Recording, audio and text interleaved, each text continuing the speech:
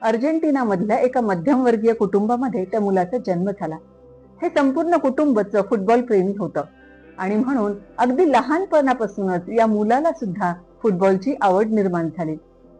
वयाच्या अवघ्या 5व्या वर्षापासून या मुलानं फुटबॉल मधले आपली कौशल्य दाखवायला सुरुवात केली.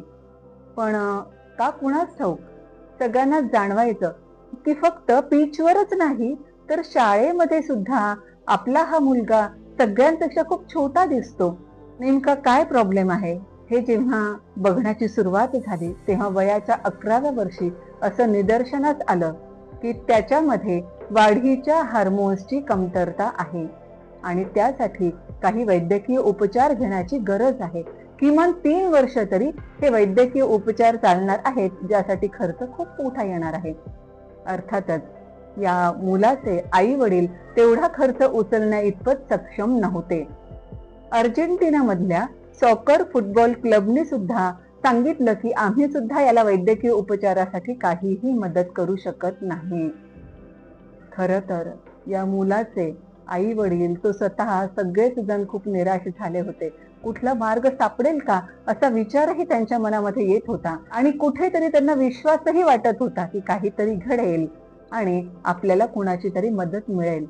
झालं सुद्धा तसंच.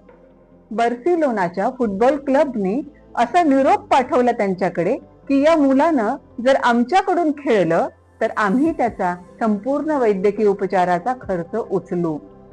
मग काय, लगेचच या मुलाचे आई वडील स्पेन मध्ये गेले आणि बार्सिलोनाच्या फुटबॉल क्लबने त्याचा पूर्ण खर्च उचलला. अर्थातच या मुलानं सुद्धा आपल्या बार्सिलोना क्लबला अजिबात निराश केलं नाही. प्रत्येक मॅच मध्ये तो स्टार परफॉर्मर ठरू लागला. अगदी कमी वयाचा तो फुटबॉलपटू ठरलेला होता आणि अनेक विक्रम सुद्धा त्यानं केले.